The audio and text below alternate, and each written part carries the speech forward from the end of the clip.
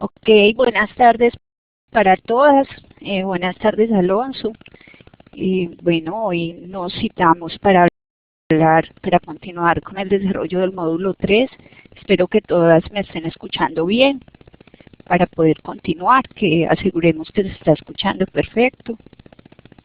¿Me escuchan bien?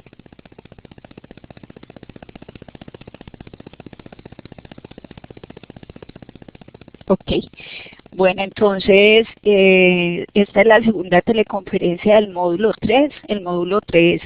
que tiene como tema central la promoción de la salud y la salud materna y neonatal. Trabajamos entonces el 21 de septiembre, hace ya 15 días,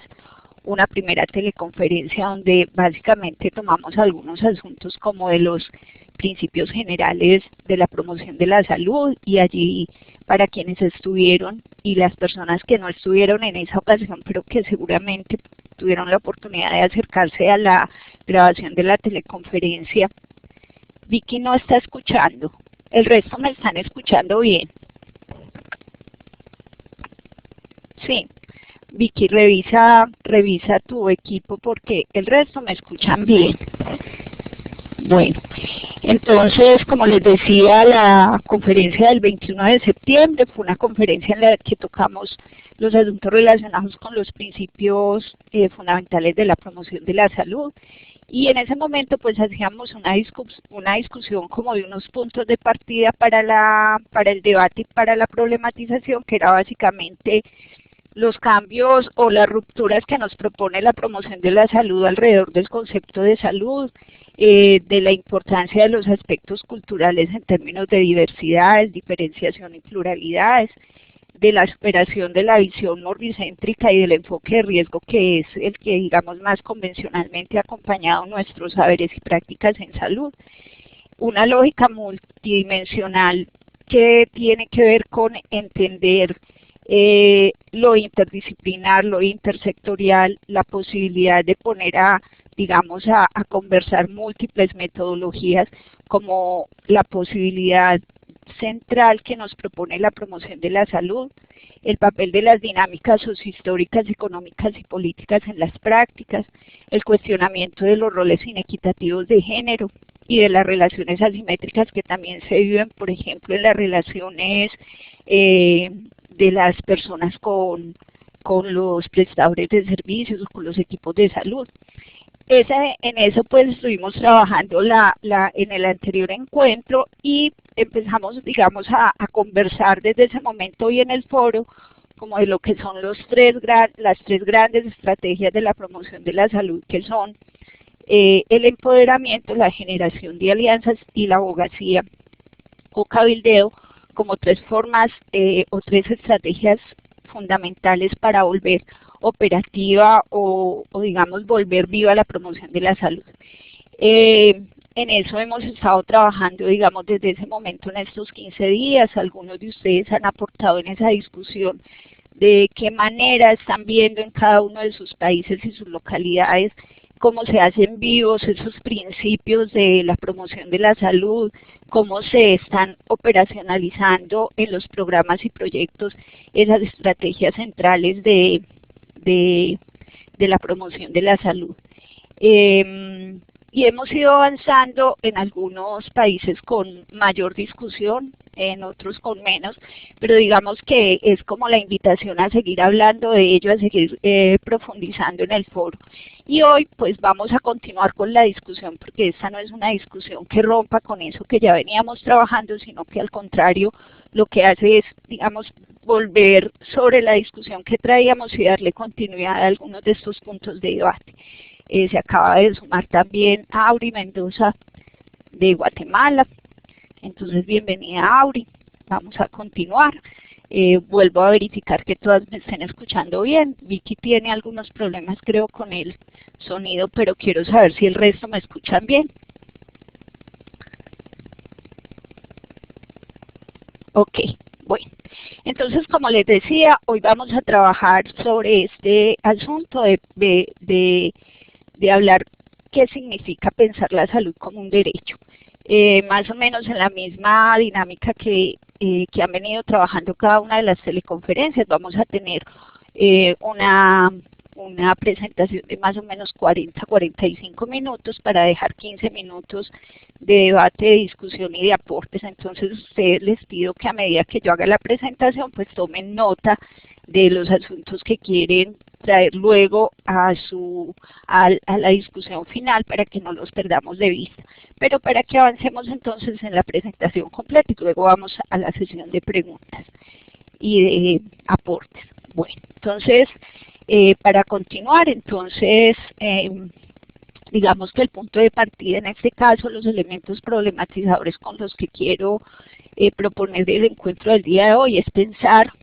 que el derecho a la salud nos habla del asunto de la garantía, nos habla de que es posible alcanzar ese derecho a la salud teniendo en cuenta que hay unas mediaciones de tipo cultural, donde se ponen, digamos, allí también en discusión unos conceptos como son los de interculturalidad y adecuación cultural, de las que creo que ustedes tendrán mucho que aportar desde cada una de las particularidades de sus territorios y de sus contextos culturales. Hay un eje muy importante que es el eje que tiene que ver con el enfoque de género, como una manera también de acercarse a, digamos, a comprender o a mirar de qué manera es posible hacer efectivo el derecho a la salud desde este enfoque. Esto no lo vamos a tocar hoy, digamos, lo quiero dejar ahí, lo quiero dejar simplemente puesto como un elemento central, pero que lo vamos a desarrollar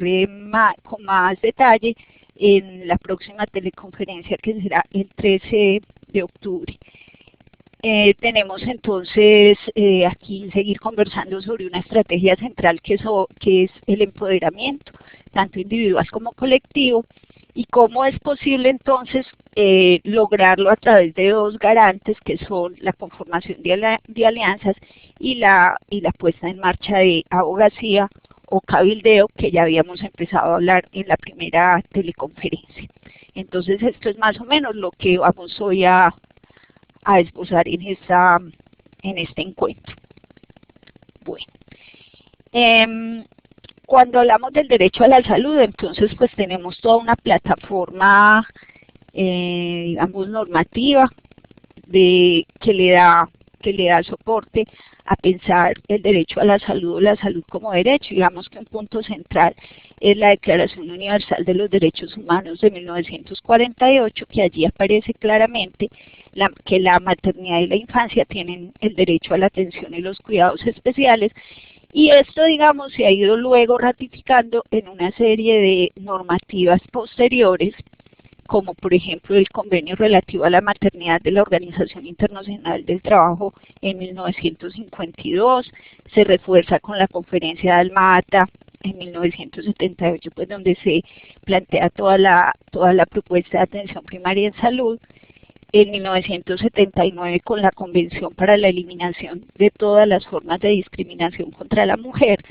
donde se puntualiza la necesidad o la importancia del acceso a material informativo específico que contribuya a asegurar la salud y el bienestar de la familia. Posteriormente, en 1994, la Conferencia Internacional sobre Población y Desarrollo plantea todo el tema de la salud sexual y reproductiva y el ejercicio de los derechos sexuales y reproductivos. La plataforma de acción de Beijing, que es muy importante en este terreno, también en 1995 pone toda la discusión alrededor de la capacidad de las mujeres para regular su fecundidad como base para el disfrute de otros derechos. Y luego, pues en la Cumbre del Milenio en el 2000, lo que podemos ver es que entre los objetivos del milenio se contempla reducir la mortalidad materna y promover la equidad de género.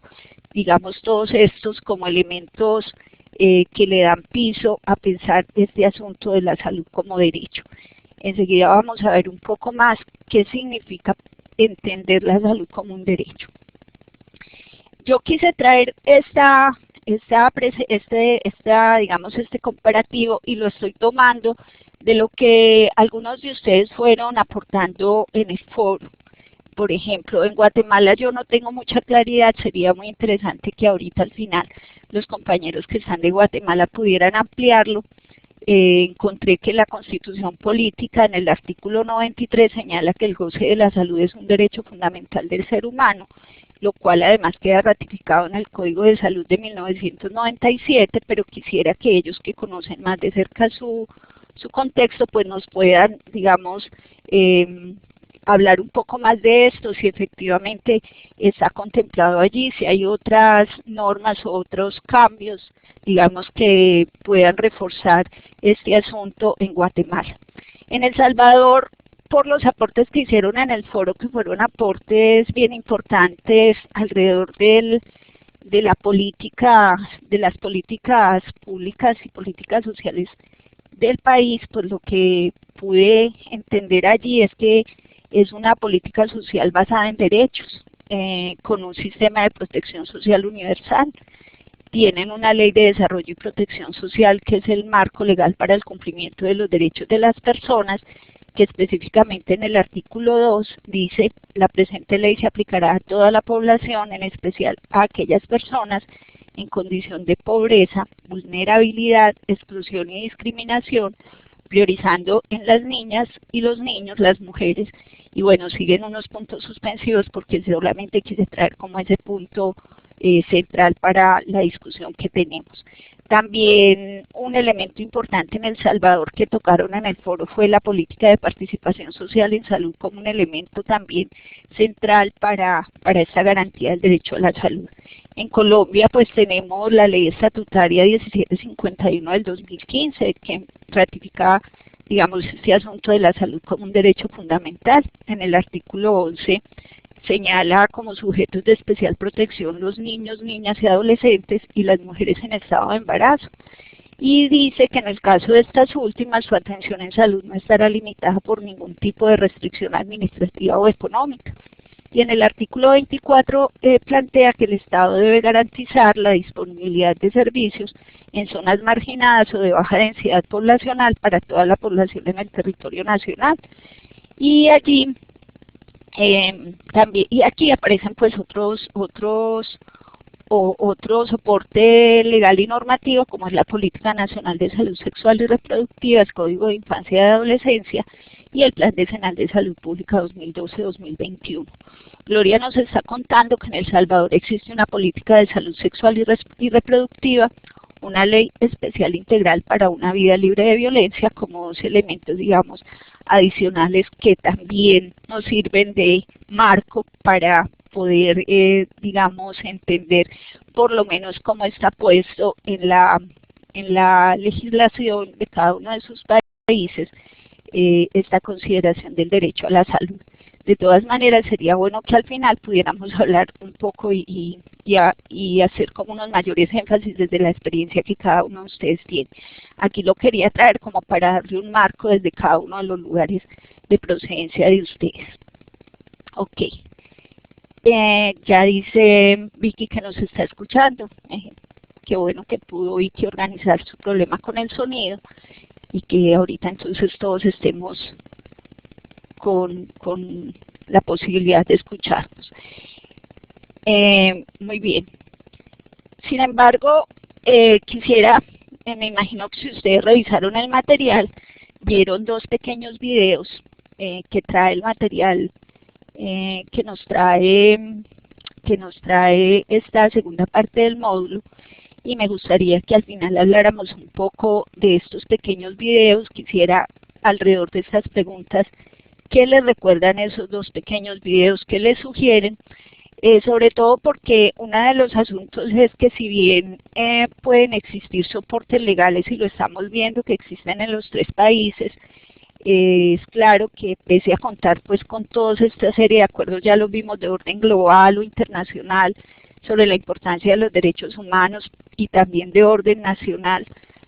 para el ejercicio del derecho a la salud, lo que vemos es que aún persiste una brecha entre las leyes, el discurso y la posibilidad práctica de ejercerlos. O sea, que todavía no podemos decir que hay una garantía plena del derecho a la salud, porque entre la declaración de intención que traen las leyes y digamos, el asunto concreto y práctico de volver operativas estos discursos y estas leyes, pues encontramos una brecha importante. Y lo que incluso nos plantea, si ustedes revisan el módulo, si lo revisaron, es que las situaciones de pobreza, los bajos niveles de educación, la falta de agua potable, la malnutrición, las barreras de acceso, la exclusión de algunos grupos de los servicios de salud, son algunos de los factores que impiden el ejercicio de los derechos en el campo de la salud. Muy particularmente recuerdo algunos aportes que hacían los compañeros de Guatemala alrededor como de problematizar estas situaciones que para ellos se volvían sensibles o especialmente importantes y que podían entonces también poner en tensión la puesta en marcha de lo que nos plantean la ley y lo que realmente está pasando en la realidad. Y esto yo creo que los videos también son una expresión de esas rupturas o de esas brechas entre la intención de la ley y la práctica concreta, sobre todo en algunos sectores de población. Entonces quisiera dejar esas preguntas para que al final las abordemos. Muy bien, entonces cuando se mencionan los derechos humanos relacionados con la madre y el recién nacido, pues incluyen una serie de derechos como derecho a la vida, a la seguridad, a la identidad, al desarrollo, a la libertad, a estar libre de tratos inhumanos o degradantes, el derecho a la no discriminación, a la participación, a la información, a la educación, a la salud y la maternidad, al beneficio del progreso científico, a una familia, a la privacidad, a la decisión libre y responsable sobre el número de hijos o hijas y espaciamiento de los embarazos, y a la igualdad de sexo y género. De todas maneras, nosotros venimos como de hacer un giro, o venimos, digamos, en una transición de un enfoque que tradicionalmente ha estado muy basado en las necesidades a un enfoque basado en derechos. Y eso también nos pone como en unos panoramas distintos que es importante identificar. Aquí esta diapositiva que les muestro aquí es un aporte que me hacían Raúl y Karina para esta presentación, un poco hacer una comparación que significa pasar de un enfoque de necesidades a un enfoque de derechos, porque puede ser que no lleguemos como a problematizar o a identificar que son dos vías distintas de abordaje y dónde están entonces las diferencias. Entonces, desde el punto de vista del enfoque de necesidades, pues estamos muy ocupados en el resultado, en satisfacer entonces esas necesidades, considerar las necesidades como un punto de partida o un reclamo válido, considerar que las necesidades no son universales, que pueden satisfacerse sin empoderamiento porque de parte, digamos, de agentes externos pueden darse satisfacción a esas necesidades que se tengan. Puede ser una perspectiva que acepta la caridad como posibilidad, focaliza en la expresión de los problemas y en sus causas inmediatas, involucra sectores en forma acotada y focaliza en el contexto social con escaso énfasis en las políticas. Pero ellos plantean que cuando entonces vamos del enfoque de necesidades al enfoque de derechos, esto nos pone como en un foco distinto, es como si nos pusiéramos otros lentes que permiten entonces ya no centrarnos solamente en el resultado, sino además tener en cuenta el proceso como un elemento central también para mirar cómo las prácticas no simplemente deben estar pensándose en términos del resultado, sino de lo que está pasando para lograr el resultado. Quiero leer acá para que no perdamos el que Clarita nos dice. En el caso de Guatemala tenemos como soporte, aparte de nuestra Carta Magna, la Ley de Maternidad Saludable, la Ley de Desarrollo Social, la Ley de Dignificación y Promoción Integral de la Mujer, la Ley de Planificación Familiar, la Ley contra el femicidio y otras formas de violencia, entre otras, contra la mujer, entre otras. Bueno, o sea que el aporte de Clarita va sumando como a poder mirar que es necesario, digamos, hacer el panorama de todo el soporte legal y normativo que podemos tener en cada uno de los países, pero que no es suficiente con ese panorama o esa mirada, sino que es necesario mirar cómo eso que está puesto allí en las leyes y en la norma, cómo lo vemos, digamos, en las prácticas, cómo podemos empezar a identificar qué puntos de ruptura, de quiebres o cuáles son las brechas y qué tan hondas son las brechas entre lo que se declara como intención y lo que efectivamente está pasando en cada uno de los países, porque realmente es allí donde tenemos el terreno de actuación y de acción fundamental y de procesos pues, de implementación de nuevas estrategias. Entonces, volviendo a este asunto del enfoque de derechos, decíamos, se ubica fundamentalmente en el interés en el proceso y no solo en el resultado.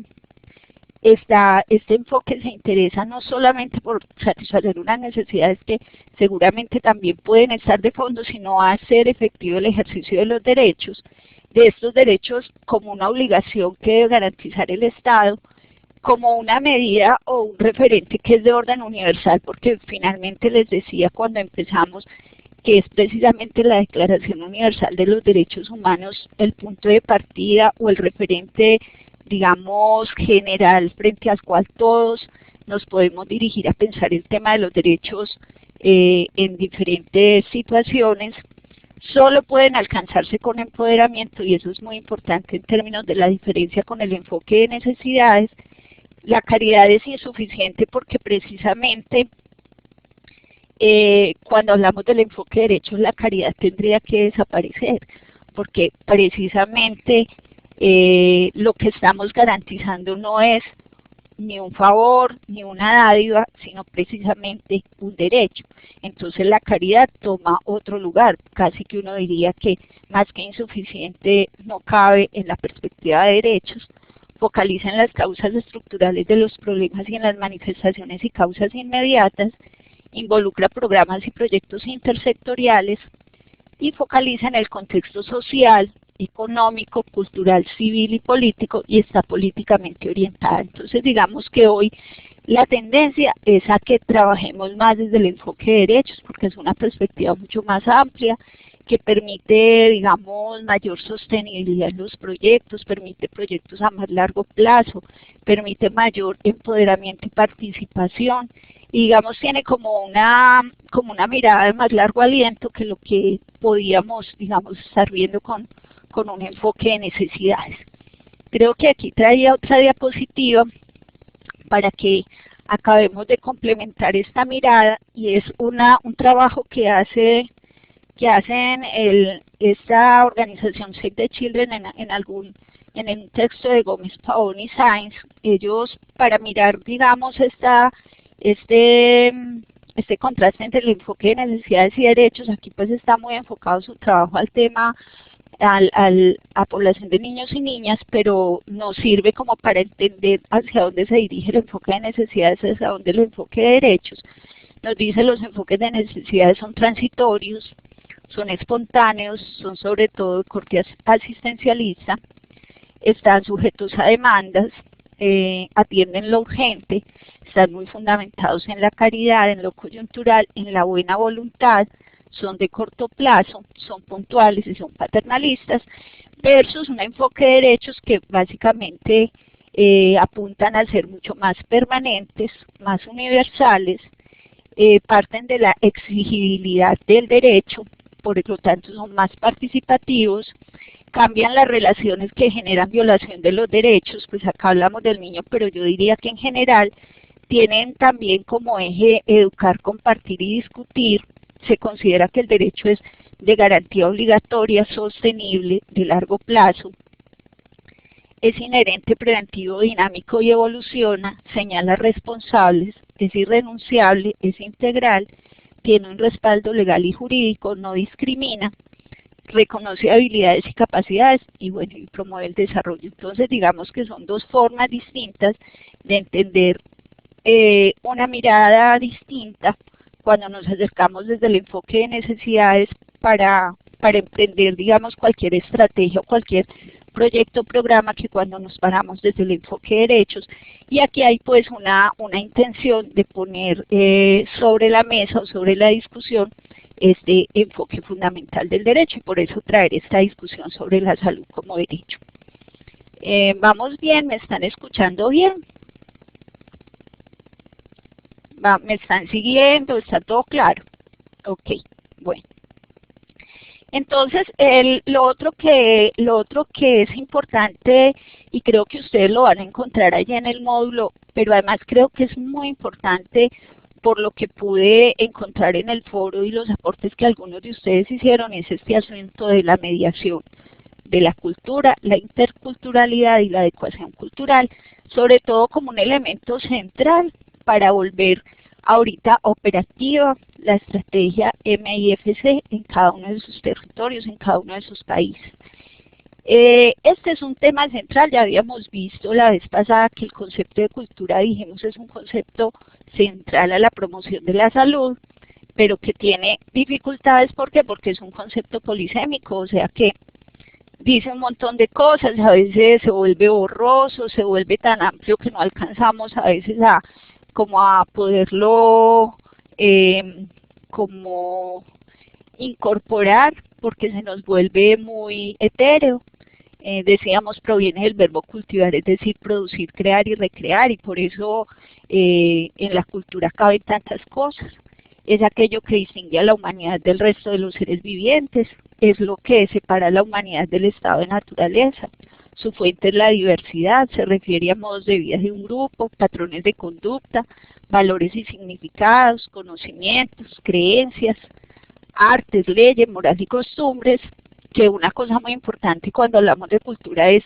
que la cultura no establece jerarquías sino variedades, y que es además de orden histórico y dinámico, o sea, la cultura no es esencialista, no se queda quieta, sino que la cultura es un proceso dinámico que está permanentemente cambiando. Hermelinda dice que a rato se va la voz. ¿Será que le está pasando a ella o todos están escuchando bien, o a rato se va la voz? ¿O están escuchando bien?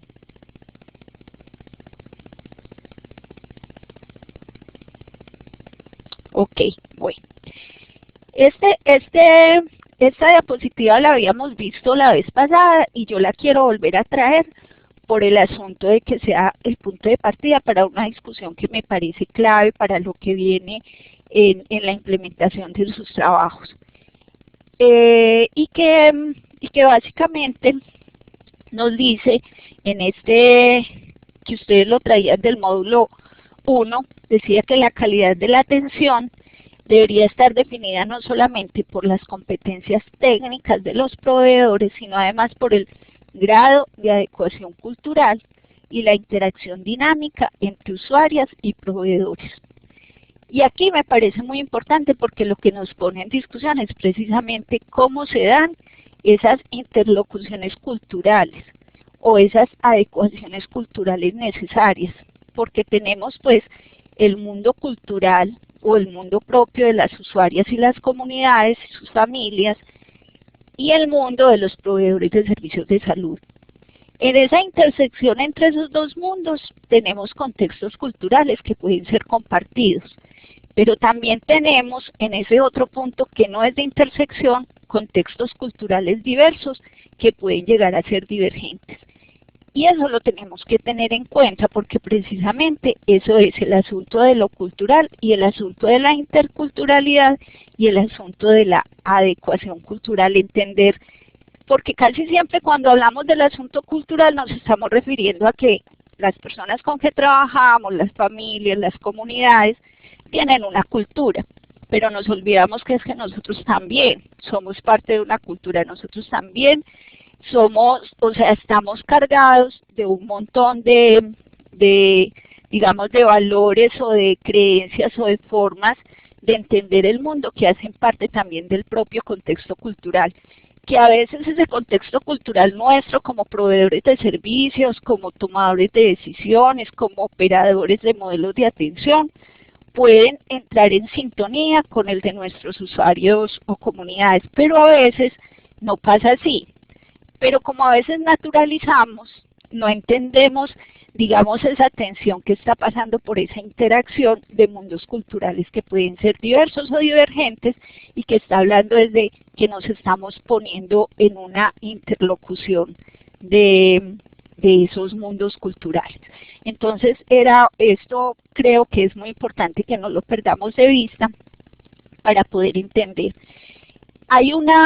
cuadro que me parece muy interesante en el módulo que habla de los modelos de relación de poder entre profesionales de salud y pacientes usuarios de los servicios. Es una adaptación que hacen allí de un trabajo de la OMS del 2004 y habla como de 4 formas de relación, una que es de orden más paternalista, una que es de orden más consumista, una que es de colaboración y otra que es de autonomía. Y que casi que visto el cuadro así, uno diría que lo ideal sería ir avanzando del paternalismo hacia ese modelo, digamos, de autonomía. Yendo uno a uno, entonces nos dice que los valores en el primer caso es la preocupación por el paciente en la visión paternalista, en la consumista es la eficacia y la eficiencia, en la de colaboración son valores consensuados, pero en la de autonomía es el predominio de los valores del paciente. Un poco lo que yo creo que es interesante este cuadro es porque más que entrar, digamos, hoy a decir que hay un punto ideal que casi que uno pudiera decir es ese de autonomía y que ojalá si allá fuéramos, es que cada uno de ustedes también pudiera identificar en sus prácticas de qué manera, por ejemplo, ha naturalizado o ha puesto irreflexivamente una práctica mucho más centrada en uno de estos esquemas, tal vez sin pensar que se está poniendo allí en discusión. Por ejemplo, cuando decimos que estamos muy preocupados, por ejemplo, por los valores consensuados, o si nos está preocupando más el predominio de los valores del paciente. Y ustedes eso lo tienen que, creo que poner ahí como muy, develarlo y ponerlo como abiertamente, porque son los asuntos que se mueven también cuando se quiere volver operativa una estrategia, porque son los asuntos que tocan las relaciones humanas, que son las relaciones que tejemos precisamente entre quienes prestamos los servicios de salud y quienes son los usuarios y las usuarias del servicio de salud. En los objetivos, en el primer caso, es promover la salud del paciente. En el consumista, para el paciente es mejorar su salud, pero para el médico es un tratamiento adecuado, un pago y un reconocimiento. En el de colaboración son objetivos acordados en común y en el de autonomía, si bien son objetivos acordados en común, predominan las preferencias del paciente. Las relaciones en el primer caso son, para el médico son obligaciones y para el paciente son necesidades. En el segundo caso, el paciente tiene derechos, se queja o busca otras soluciones si está insatisfecho. En el de colaboración, el paciente tiene derechos y responsabilidades, sus demandas pueden generar la ruptura de la relación. Y en el de autonomía, el paciente tiene derechos y responsabilidades y puede reclamar. En el caso de la toma de decisiones, en el primer caso el médico tiene más experiencia y poder y toma decisiones. En el segundo caso el médico proporciona información y el paciente decide. En el de colaboración el médico proporciona la información, pero la decisión se toma de manera conjunta. Y en el de autonomía el médico proporciona la información y el paciente es quien decide. En cuanto a la responsabilidad, en el primer caso el paciente se responsabiliza al médico de los resultados. En el consumista, la responsabilidad legal por los errores es del personal de salud y hay una regulación externa y políticas de protección al consumidor. En el de colaboración hay estándares clínicos auditados y revisados, la regulación abarca profesionales y no profesionales, y en el último caso también existen esos estándares, pero la regulación está muy dirigida a proteger a los pacientes. Entonces estas son formas que no son tan sencillas de encontrar, digamos así, tan separadas en las prácticas. Vamos a ver que tienen fronteras muy borrosas, que precisamente unas y otras están coexistiendo en las prácticas y que sería interesante, digamos, que sea motivo de reflexión de parte de ustedes cómo están viviendo estos modelos de relación, porque finalmente estos modelos de relación lo que están poniendo en discusión es cómo se está, digamos, involucrando este asunto de la interculturalidad y de la adecuación cultural en términos de cuál es el patrón cultural que está poniéndose en predominancia sobre cuál. porque eso también marca relaciones de poder, ¿no es cierto? Que son las relaciones de poder acá, puestas en este cuadro alrededor de la relación médico-paciente, pero tal vez pues lo podemos ver en forma más amplia en términos de los operadores, ejecutores, tomadores de decisiones en el campo de la salud y quienes son los usuarios, sean individuos, familias o comunidades. Muy bien. ¿Vamos bien hasta ahí? Bueno, Vicky dice, muy interesante este modelo de relación de poder, sobre todo porque de acuerdo a lo que reflejan las autopsias verbales de las muertes maternas, aunadas a estudios realizados, nos muestran cómo las mujeres no se acercan a los servicios de salud por la discriminación no solo étnica, sino de género y de profesionales. O sea, claro, porque es lo que les digo, todo se está atravesando. A veces lo que pasa es que nosotros incluso podemos estar ahí, lo naturalizamos porque es lo que hacemos cotidianamente. El asunto es un poco poder como tener una mirada más reflexiva sobre nuestras propias prácticas y empezar a mirar de qué manera estos modelos que se nos plantean en este cuadro están dinamizándose en nuestras propias prácticas y cuáles de esas formas de relación pueden entorpecer, digamos, la puesta en marcha de una estrategia. En este caso, la estrategia, digamos, que queremos poner aquí en juego, que es la estrategia MIFC. Creo que esto es fundamental. Entonces, María Victoria nos está tocando aquí, Vicky está tocando aquí no solamente un asunto que tiene que ver con una discriminación que puede ser de tipo étnica, que también lo toca el módulo, sino que ella está tocando también un asunto que tiene relación con asimetrías que parten del género, y que creo que eso, pues si bien se va a discutir en la próxima teleconferencia del 13 de octubre, es muy importante pues que tampoco lo perdamos de vista porque es un eje central y se lo planteaba al inicio de la presentación. Ok. Entonces esto nos lleva a pensar este concepto de interculturalidad como el modo de convivencia en el que las personas, grupos e instituciones con características culturales y posiciones diversas conviven y se relacionan de manera abierta, horizontal, incluyente, respetuosa y sinérgica en un contexto compartido. Por ejemplo, yo revisando también estas leyes que habían empezado a aparecer en los foros como de interés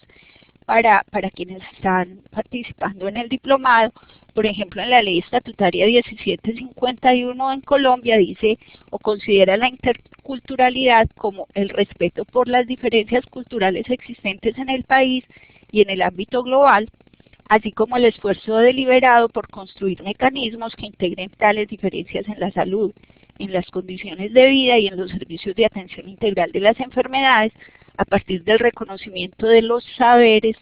prácticas y medios tradicionales, alternativos y complementarios para la recuperación de la salud en el ámbito global. Y en la Ley de Desarrollo y Protección Social de El Salvador encontraba que decía que el respeto de la diversidad cultural es el reconocimiento de la condición pluricultural de la sociedad salvadoreña y de la diversidad social del país, que presupone el reto de construir la igualdad social en el marco de la diferencia. Entonces digamos que volvemos a lo mismo, hay un soporte normativo que también le da piso a esta propuesta de pensar una nueva forma de relación, modos diferentes de relacionarnos, de poner, digamos, esta discusión por la cultura nuestra como operadores de los servicios y de las comunidades con las que trabajamos como un asunto de conversación o diálogo cultural. Que finalmente están reclamando es un reconocimiento de la diversidad cultural, unas relaciones más equitativas, un respeto a las diferencias y un enriquecimiento mutuo. Y recuerdo que en el foro algunos, por ejemplo, planteaban asuntos muy particulares de cómo se han ido incorporando, digamos, estos diálogos culturales en algunas zonas, que creo que ese puede ser un asunto importante para la discusión al final y digamos que seguramente va a ser central para la consolidación de la estrategia en cada uno de los países y en cada una de las regiones. También encontramos allí entonces que en el caso de las instituciones de salud se cuestiona por los usuarios de los servicios la falta de sensibilidad, escucha y respeto en el trato recibido de parte de los prestadores de salud, el no respeto a la privacidad, el menosprecio de sus opiniones y la desinformación de que son objeto, aspectos que terminan por incidir en la satisfacción que recibe del servicio y de la atención del personal. Y esto es lo que nos acaba de aportar en el chat Vicky. O sea, cómo precisamente las personas reclaman o señalan que es encontrar un irrespeto de parte o una poca sensibilidad de parte de los operadores de los servicios de salud, lo que hace que sientan, digamos, una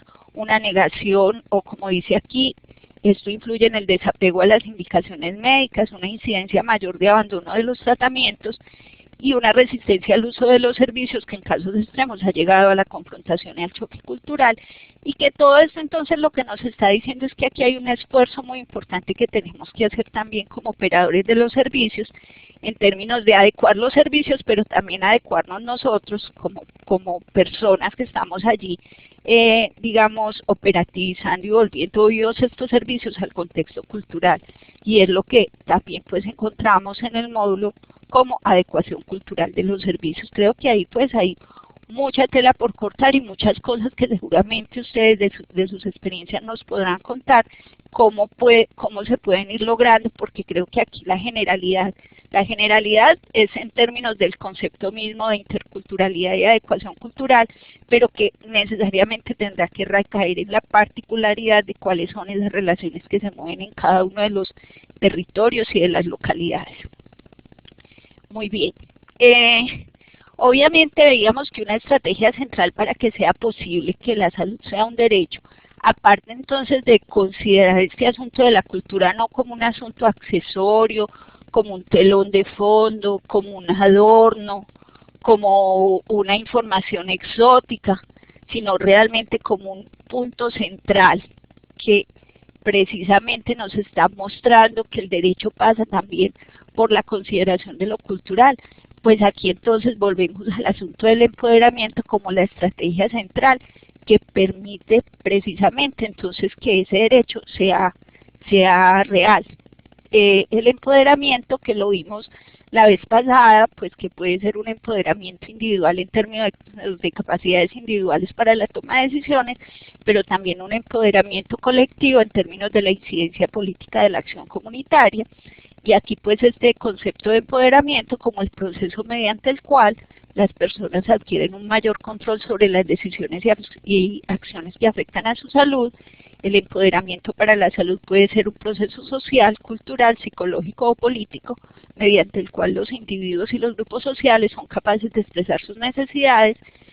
plantear sus preocupaciones, diseñar estrategias de participación en la toma de decisiones y llevar a cabo acciones políticas, sociales y culturales para hacer frente a sus necesidades. Obviamente, entonces eso nos va a permitir hacer frente a algunos aspectos de discriminación, supone una transformación en términos del desarrollo de capacidades y de autonomía, tanto para las mujeres como para que la población en general desarrolle dicha autonomía. Las personas adquieren más poder después de participar en un proceso que refuerza su confianza en sí mismas, su educación y la adquisición de aptitudes. Implica adquirir una mayor capacidad para superar alguna dificultad, por lo general relacionada con la discriminación o la explotación, y es una estrategia importante para lograr mayor equidad y justicia social. Y obviamente el empoderamiento por sí solo no logra eso que es precisamente lograr la justicia y la equidad, y por eso vuelvo y traigo la importancia de que siempre estemos pensando que es necesario que ese empoderamiento esté de la mano con estas otras estrategias que son el apoyo social y las alianzas para la salud, que la vez pasada les decía pensándolo como el antídoto contra la fragmentación y el aislamiento, en el sentido que nos permite hacer sinergias, optimizar recursos y garantizar entonces logros en salud. y que al lado de la abogacía, pues lo que hace es colocar los temas de salud en la agenda pública, acercarnos a los tomadores de decisiones, lograr compromiso político, dinamizar las políticas de apoyo y en ese sentido, pues reducir las inequidades en salud y la exclusión social. Y digamos lo que es el horizonte más interesante o último, el logro de la justicia social. Entonces un poco como seguir pensando alrededor siempre de integrar estas estrategias, de hacer una problematización de lo que significa allí, por ejemplo, el asunto de la cultura y como van a ver en 8 días el enfoque de género, para que realmente esto cobre mayor fuerza y logremos pues ser mucho más efectivos en las estrategias que implementemos. Son las 4:52, creo pues que logramos hacer esta conversación en el tiempo que teníamos planeado, pero entonces ahorita un espacio para que ustedes hagan sus aportes, hagan sus preguntas, las inquietudes que les genera el tema. Entonces adelante, quien quiera, quien tenga micrófono, entonces me dice y yo le cedo el micrófono, o quien no tenga, entonces lo vemos por el chat. Adelante.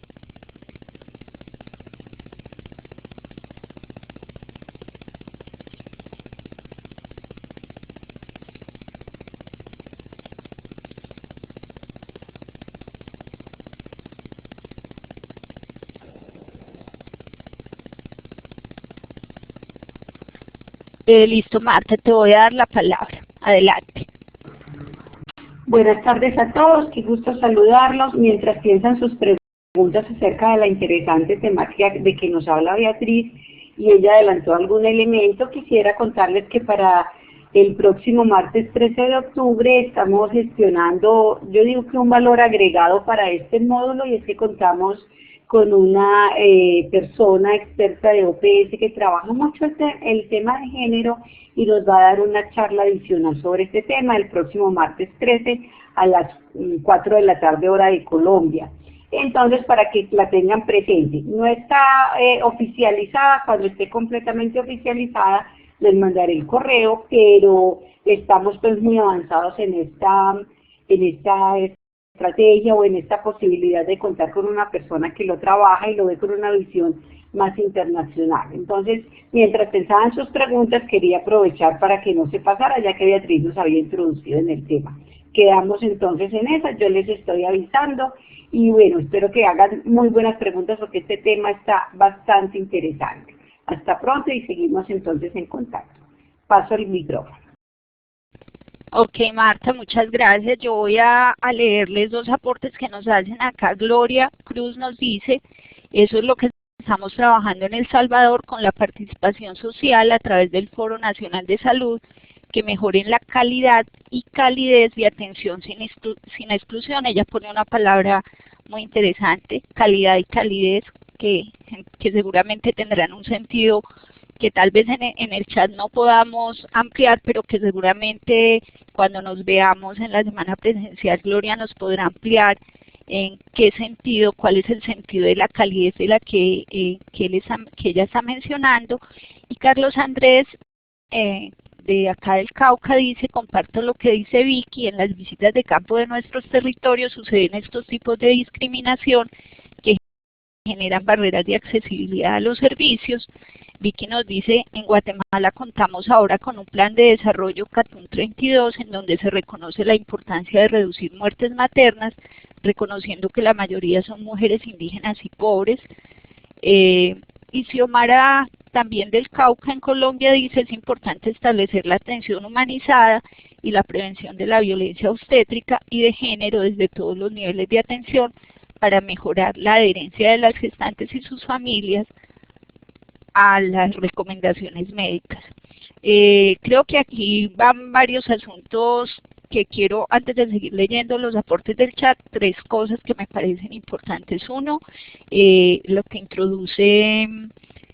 Vicky del asunto de lo étnico, ¿no es cierto?, donde dice que muchas de las mujeres de las muertes maternas corresponden a mujeres que en su mayoría son indígenas y pobres, sobre todo porque habría que poner en discusión qué significa este asunto de lo étnico, un poco qué es lo que ha pasado históricamente para que esto suceda, es decir, no naturalizar lo étnico en sí mismo como casi naturalizar decir es que las mujeres indígenas tienen mayor mortalidad porque no se adhieren a los tratamientos, no se acercan a los servicios, sino un poco esto que ella esboza allí es reconociendo que la mayoría de las mujeres son indígenas y pobres, ¿no es cierto? Que está poniendo también como un trasfondo de lo que significa la inequidad histórica de algunos grupos poblacionales. Xiomara creo que está hablando de un asunto interesante y aquí es que pone la discusión por el tema de la violencia obstétrica y de género, que es un asunto muy complejo, difícil, complicado, pero que creo que no por complicado no hay que hablar de ello, que es una cosa importante que aparece acá. Gloria nos dice, gracias por compartir este tema, es muy importante porque nos lleva al análisis de lo que hace falta profundizar. Clarita vuelve a poner el tema de la violencia obstétrica, que va de la violencia, va de la mano, me imagino, que es lo que quiere decir allí con la violencia institucionalizada, ya que es en los servicios de salud y con los operadores de justicia en donde se violentan más los derechos de las mujeres. Todo esto va a ser un asunto muy interesante para que lo tengamos allí para la discusión que vamos a tener de género en 8 días. Hermelinda dice, gracias por la presentación, muy interesante, pero en Guatemala tenemos dificultades en cuanto al derecho a la salud. Creo que yo encuentro que eso se ha ido esbozando en el foro, aunque hemos tenido dificultades en la participación del foro con algunos compañeros de Guatemala, en lo que hemos ido encontrando, ido construyendo en el foro de Guatemala es un poco esta preocupación de las dificultades importantes que se encuentran en el país. Gloria nos dice, en El Salvador se ha avanzado en el tema de la salud como un derecho. Recientemente a la política de salud se le incorporó una estrategia sobre el tema de prevención de violencia. Hermelinda dice, en Guatemala se han implementado los servicios de salud con pertinencia cultural, pero en la práctica no se ven resultados, sigue habiendo discriminación hacia las mujeres, específicamente las mujeres indígenas. María Alejandra dice, es triste que en instituciones de salud hagan sentir a la mujer que el embarazo es una enfermedad. Auri dice, es importante el comprender que la salud no es un favor de parte de los encargados, sino que es un derecho, el cual lamentablemente se ha violentado porque no se brinda atención adecuada a las usuarias, hay falta de sensibilización, equidad, las mujeres no manifiestan su poder de decisión, y María Alejandra dice, las mismas gestantes lo expresan. Entonces creo que aquí hay una discusión muy interesante que es bien amplia, que por eso estos momentos se vuelven tan cortos para todo lo que hay que decir allí, pero creo que por lo menos tener esas líneas de discusión, de reflexión, de no naturalizar, porque también desde el lugar de poder, digamos que podemos tener como quienes operatizamos también los servicios, a veces también ponemos en el otro la responsabilidad y a veces nos falta un poco mirar también cómo es que están funcionando los servicios y cómo también funcionamos nosotros como sujetos que hacemos parte de esos servicios. Me parece pues muy interesante que ustedes estén poniendo toda esta discusión que está llamando es por ese lugar reflexivo que también debe ocupar el mirar nuestras propias prácticas. Dice María Alejandra, los videos de la plataforma muestran un gran elemento problematizador que afecta a la salud materna y neonatal en América Latina, y es la inequidad. En muchos lugares la salud se convierte en un derecho solo para quienes tienen recursos económicos y pueden pagar por un servicio. Esta situación impide el ejercicio del derecho a la salud, aumentando cada vez más las muertes maternas y neonatales evitables. Quienes no hayan visto los videos, son videos muy cortos, pero bien interesantes porque creo que ponen como el dedo en la llaga, como decimos aquí en Colombia, sobre asuntos muy claves como los que nos está planteando acá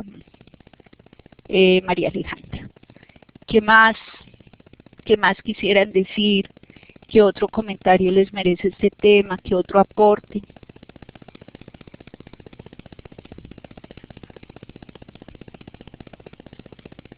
Gloria dice, son videos que reflejan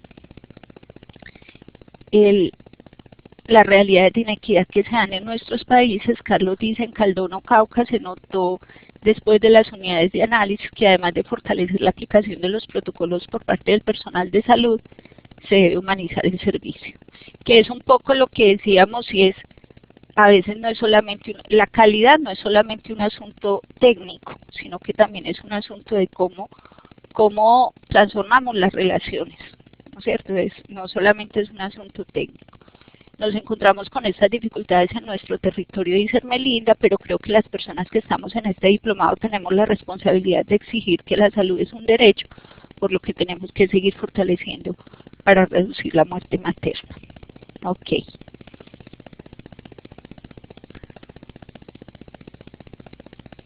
Por acá veo que están escribiendo Auri,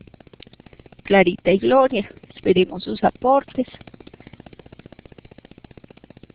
Gloria dice que visibilizar la calidez en la atención tiene que ver con el trato humano.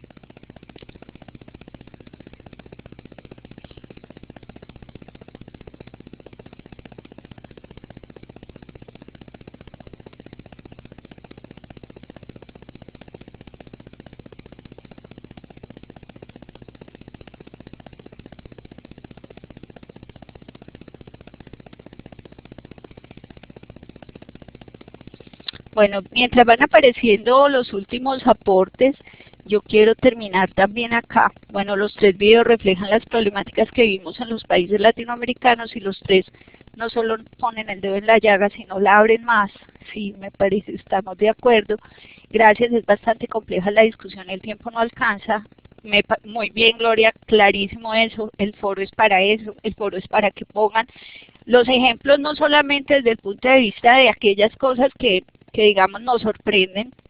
sino también de las iniciativas que también se tienen en muchos lugares, que son como la posibilidad de innovar en las prácticas, porque a veces hay pequeñas formas de hacerlo, silenciosas, que no se les da el lugar merecido para mostrar que efectivamente hay formas diferentes de establecer también estas relaciones y de incorporar este asunto de la interculturalidad y el respeto a la diferencia. Auri dice, tenemos que aportar en el tema de la abogacía, llegar a los tomadores de decisión, logrando compromisos políticos para eficientizar y fortalecer los programas y políticas de salud. Dice Ermelinda, en la región donde estoy es bien preocupante porque influyen muchos factores a que no se cumplan este derecho. Bueno, entonces yo quisiera un poco para terminar, invitarlos entonces a continuar con el foro.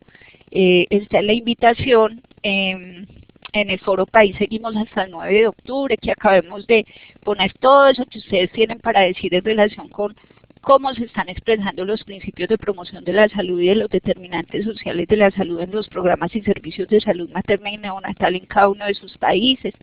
cómo se expresan los conceptos de promoción de la salud y de determinantes sociales de la salud en el modelo MIFC. Tenemos hasta octubre 9 para que acabemos de redondear un poco esa discusión. Algunos de ustedes llevan esa discusión más adelante, otros les insistimos en que pongamos allí, o sea que el foro es la posibilidad de juntarnos por esa vía a pensarle al asunto y tener ya, digamos, una mirada compartida para el encuentro presencial. Y luego el foro interpaís que va del 10 al 18 de octubre, que nos va a permitir comparar la forma en que el enfoque de promoción de la salud se aplica o no en su país, provincia y distrito en el campo de la salud materna y neonatal, identificar y comparar las principales barreras y potencialidades, lo que les hablaba ahora de los servicios de salud materna y neonatal de su país, para incorporar los enfoques de género, interculturalidad, derechos y empoderamiento. Esa es la posibilidad entonces de decir, bueno, qué cosas están fallando, pero tal vez qué cosas se han hecho, qué cosas se han emprendido, que tal vez sean un ejemplo para los otros, para que miremos qué cosas podemos hacer. Ahí tenemos entonces el foro interpaís del 10 al 18 de octubre. Y tenemos pues la teleconferencia que esperamos que sí se logre y que se pueda confirmar, pero que inicialmente está prevista para el martes 13 de octubre, donde el énfasis va a ser el enfoque de género, que va a venir a ampliar mucho más la problematización que estamos poniendo hoy. Entonces son las 5 y 6, creo que aquí estamos en una hora exacta de cumplimiento de la actividad.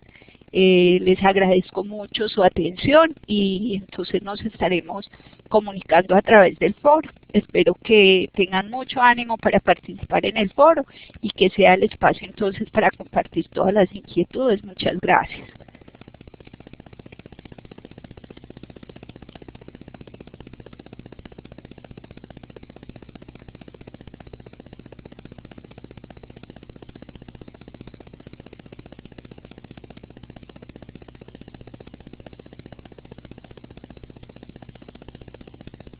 Bueno, que estén muy bien, muchas gracias.